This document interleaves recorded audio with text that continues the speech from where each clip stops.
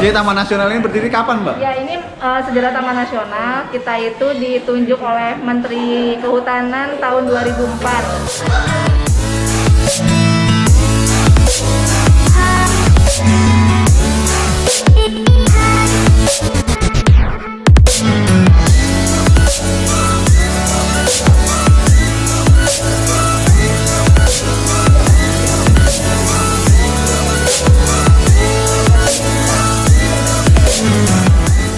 Nah, sebenarnya kalau untuk konservasi sendiri kita ada 3 pilar. Yang pertama perlindungan dan pengamanan kawasan, pengawetan plasma nutfah, dan pemanfaatan secara lestari.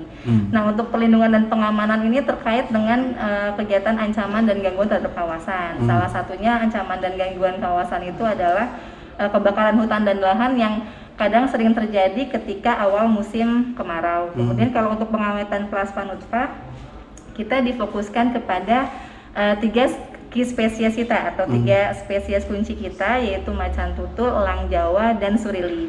Nah, kenapa kita konsen ke arah 3 spesies kunci? Karena 3 spesies inilah yang menjadi indikator bahwa ekosistem di kawasan Taman Nasional Gunung Ciremai itu kualitasnya baik. Jadi ketika jumlahnya meningkat, maka bisa dipastikan bahwa kualitas ekosistemnya baik. Ketika jumlahnya menurun, maka bisa dilihat bahwa ekosistem di dalam kawasan itu juga tidak baik gitu. Kemudian untuk pemanfaatan secara lestari itu lebih kepada pemanfaatan jasa lingkungan dan wisata alam. Nah, wisata alam inilah yang menjadi salah satu strategi bagi pengelolaan kawasan Taman Nasional sebagai salah satu kegiatan yang bisa dikembangkan oleh masyarakat sekitar kawasan. Jadi dulu ketika status kawasan yang masih hutan produksi, masyarakat itu masih menggarap dalam kawasan. Jadi ada yang menanam sayur mayur, perkebunan, dan lain sebagainya. Nah, setelah Taman Nasional pengelolaannya sudah berubah, maka sesuai dengan aturan kegiatan yang untuk tanaman tersebut tidak boleh dilakukan dan kita alihkan untuk kegiatan pengelolaan wisata alam. Jadi dari luasan 14.841 hektar itu ada 64 lokasi objek daya tarik wisata alam yang ada dalam kawasan, dan itu dikelola mayoritas oleh masyarakat sekitar kawasan. Kawasan Taman Nasional itu terdiri dari 54 desa penyangga dan hampir setiap desa itu sudah punya lokasi sendiri untuk wisata alamnya, sehingga kalau bisa dibilang bahwa kita memberikan peluang kepada masyarakat sekitar untuk mengembangkan dan meningkatkan kesejahteraannya lewat pengelolaan wisata alam gitu.